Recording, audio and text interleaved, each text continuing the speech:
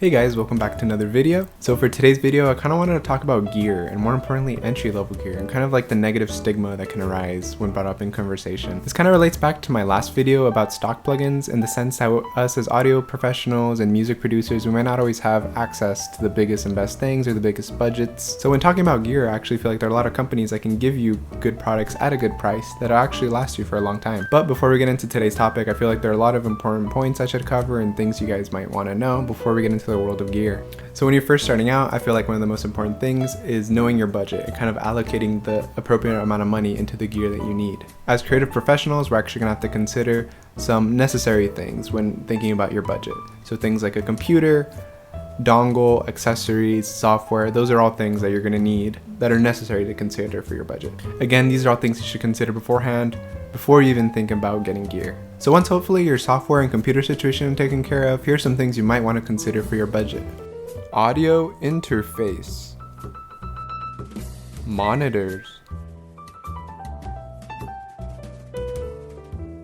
microphone, if needed, good quality cables, other accessories.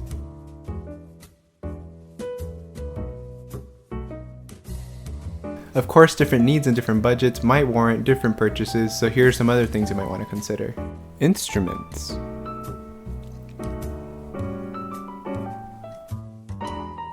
amplifiers, synths, good headphones,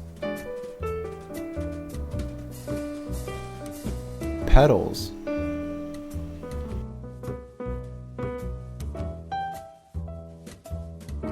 This might all actually sound overwhelming, but with some light research, I feel like you should generally be steered in the right direction. So for example, here's what I'm currently using. Behringer 404 HD, Yamaha HS5s,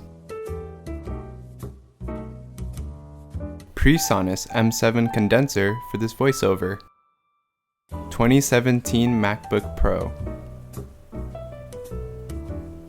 So when you're considering all of this, don't be afraid to look on websites like OfferUp and eBay because they can actually give you good prices and good gear. Don't be afraid to buy refurbished either, so from websites like Amazon or the actual manufacturer, they can give you some really good deals on pieces of gear that, they got sent in or got returned, but they work perfectly fine. Now we get into the discussion of entry-level gear versus non-entry-level gear. The main difference between the two would obviously be price and quality, but I would argue that more expensive gear doesn't really mean it's the end-all be-all for quality. So one thing I wouldn't worry about too much is brands, especially if it's coming from a reputable company. So brands like Yamaha and Focusrite all make really good entry-level gear and will probably be more than enough to fit your needs. So if you're a smart fellow that did their research and bought gear within their budget, this is where I would end the video and say goodbye.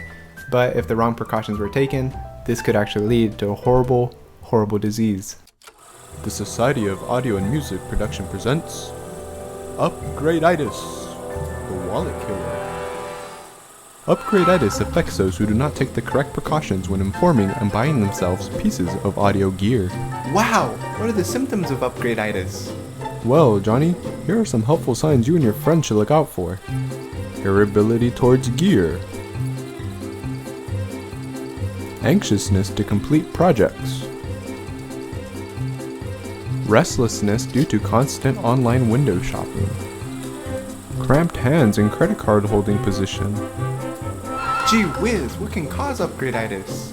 Well, Johnny, studies at our lab show these possible causes. Failure to read the gear's manual and learn their gear properly.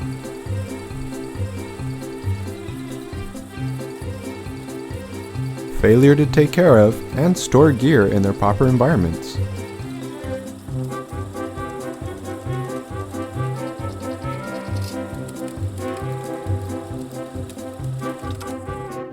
Holy moly, how can I prevent this horrible disease? Ha ha ha ha. Fear not, Johnny, for there are some cures to help prevent upgrade-itis. Familiarize yourself with your current gear. Yes, this includes reading the manual. Make the most out of your current gear. Avoid parroting websites and YouTubers with big wallets telling you what expensive gear you should put yourself in debt for. If you take all these steps, you can prevent upgrade-itis. Wow, you really think so? Ha ha ha ha. Maybe, little Johnny. Maybe. hopefully I started to get your gears going. Again, this isn't like new information or crazy information, but I just kind of wanted to give my opinion that entry-level gear actually can suffice you for years to come, and just because it's labeled entry-level, or forums or whatever label it as entry-level, it doesn't mean that it's bad or it only lasts you a couple months or a year or two. It can actually last you a pretty long time, but you do have to take the effort to kind of master it and learn it. So thank you guys for taking the time to watch this and kind of listen to me rant. Again, this is all things I kind of wanted to touch upon and talk about, mainly because it's not something that I learned through my audio engineering education and music production education. So these are all things I hope to pass on to you guys, and you guys learn in making decisions and right decisions when deciding your budget and going through gear and all that. I'm actually hoping to bring you more videos like these in the future, but for now I'm going to say hope you have a great day.